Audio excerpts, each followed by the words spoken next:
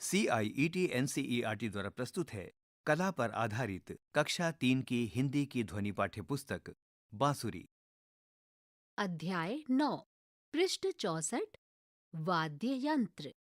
गतिविधि 1 वाद्य यंत्र को सुनिए। ये भारतीय शास्त्रीय और लोक संगीत में उपयोग किए जाने वाले कुछ वाद्य यंत्र हैं।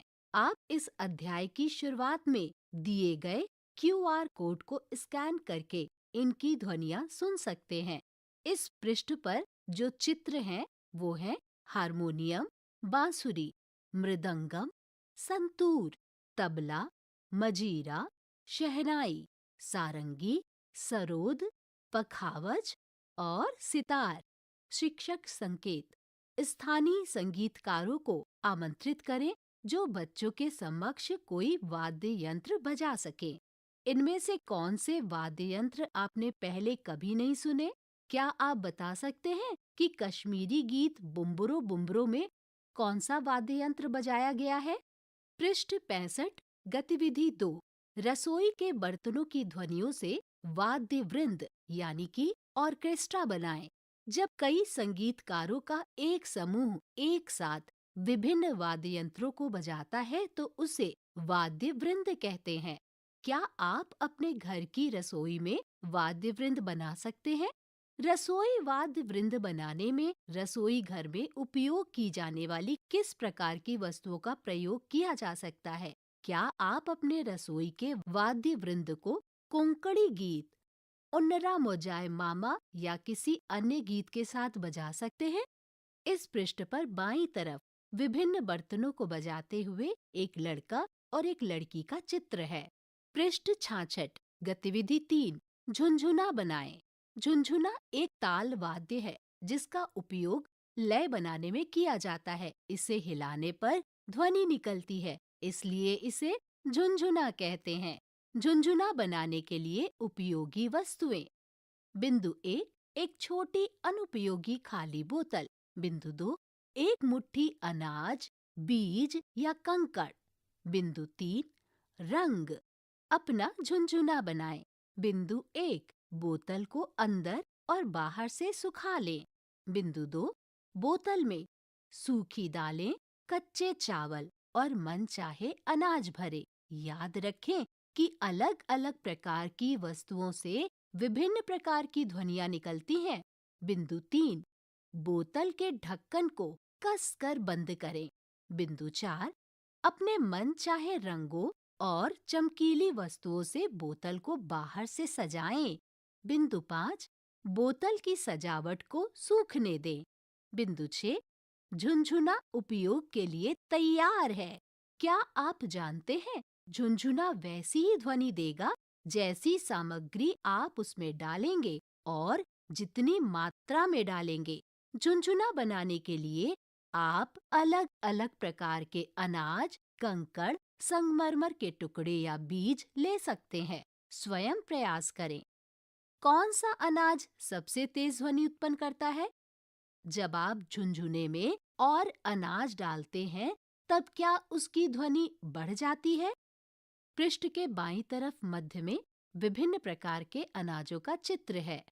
पृष्ठ के दाहिनी तरफ नीचे की ओर एक सजे हुए झुनझुने का चित्र है। पृष्ठ 67 गतिविधि 4 वाद्य यंत्रों की ध्वनि। वाद्य यंत्र बजाना तो हम बाद में सीखेंगे। आइए पहले कुछ वाद्य यंत्रों की ध्वनि सुने, जैसे डफ, डमरू, मृदंग, तबला, ढोलक, चेंडा, इडेक्का।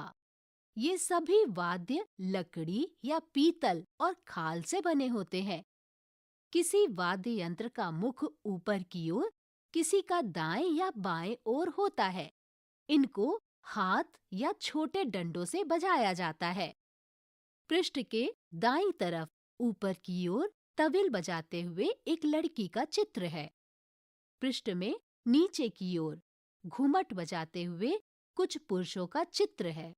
पृष्ठ 68 गतिविधि 5 आपने अपने आसपास त्योहारों में कई प्रकार के ढोल बजते हुए देखे होंगे। आइए उनकी आवाज सुने और उनके छायाचित्र भी देखें। पृष्ठ में बाईं तरफ ड्रम बजाते हुए एक लड़के का चित्र है। पृष्ठ के मध्य में एक ढफली और एक नगाड़ा का चित्र है। पृष्ठ के दाहिनी तरफ ढोल बजाते हुए एक पुरुष का चित्र है। पृष्ठ 69। इस पृष्ठ पर कुछ चित्र दिए गए हैं। पृष्ठ के दाहिनी तरफ बांसुरी, रणसिंघा, शहनाई और नागस्वरम के चित्र दिए गए हैं। पृष्ठ के बाईं तरफ रिक्त स्थान है। कुछ संगीत के वाद्य यंत्रों के चित्र एकत्रित करें और नीचे चिपकाएं। पृष्ठ 70, गतिविधि 6। अलग अलग स्वर के समूह को सुनिए और सीखिए। गीतों में ऐसे पैटर्न को ढूंढें जिसमें लय और ताल को बार बार दोहराया गया हो। नीचे दी गई सरगम को गाएं और इसका अभ्यास करें। सा रे गा मा पा धा नी सा सा नी धा पा मा गा रे सा रे गा गा मा पा धा नी सा नी धा पा मा गा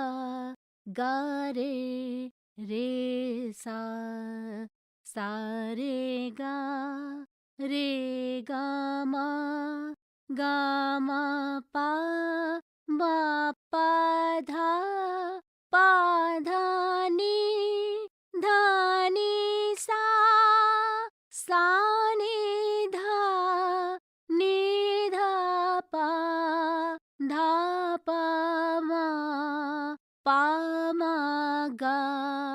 मा गा रे सा। शिक्षक संकेत। बच्चों से इन स्वरों को गुनगुनाते हुए आकार और अलंकार या सरगम शैली में गवाएं। ताली या किसी वाद्य यंत्र के साथ लय बनाकर रखें।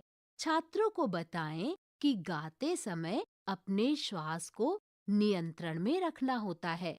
ये अध्याय यहीं संपन्न होता है।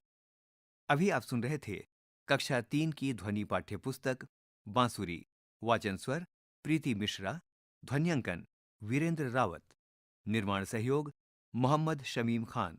निर्देशन तथा निर्माण विमलेश चौधरी तथा प्रस्तुति CIET NCERT नई दिल्ली, भारत।